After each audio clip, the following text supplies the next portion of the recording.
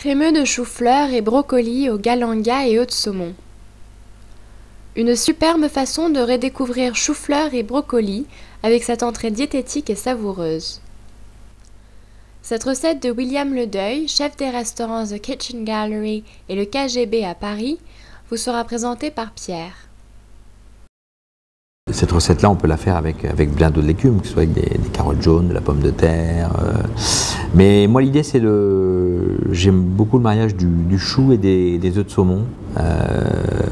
Et c'était en même temps cette variation un petit peu sur le brocoli, sur le chou-fleur, sur le chou qui m'intéressait avec les œufs de saumon.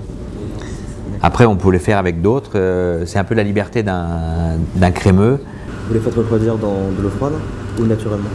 Non, dans l'eau glacée. Glacée, ce qui va préserver toute la couleur. D'accord. Parce que si on ne le fait pas, vous allez obtenir un chou-fleur qui risque de griser et un brocoli qui risque de perdre sa belle couleur verte. D'accord. Donc j'ai réalisé cette recette et quand j'ai voulu mettre les œufs de saumon sur les crémeux, ils coulaient tous.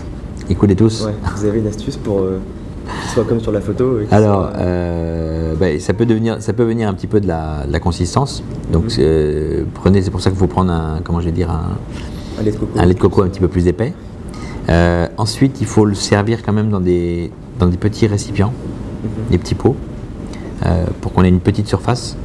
Et puis les œufs de saumon, il faut essayer d'avoir une... Alors c'est effectivement, nous on a une qualité d'œufs de saumon japonaise quand on le fait.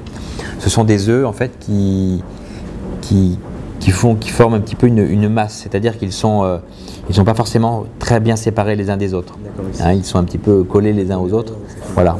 C'est surtout cette qualité de saumon. Donc si vous allez dans une épicerie japonaise, c'est pareil, vous demandez ce type de saumon.